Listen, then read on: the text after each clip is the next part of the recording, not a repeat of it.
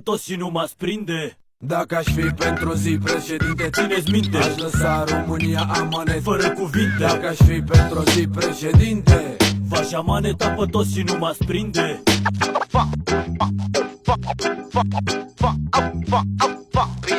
Dacă aș fi președinte, tot aș face ceva. Aș interzice paraziții și m-aș îmbăta. Sunt un nebun inofensiv, catalogat și codie, și-mi doresc o Dacie cu motor pe folie. N-am nimic bun de făcut decât să râd de viață. Dacă viața-i târfă, am să-i dau cu gheață. De 11 ani de zile nu pot să dorm când orice domn votează pentru mine legi în somn. Îți place să vezi hoți prinși la televizor, dar ce te faci când îți încearcă ușa și vezi pe vizor? Nimeni n-are bani tot să prefacă mor de foame sau fac trafic de țoale americane ca fane. La Las Vegas, Telas, dacă-ți place heroina, că la noi în Colentina s-ar interzice și aspirina. Miroase a pușcărie, ar trebui să mă tirez, să alerg alien, să iau la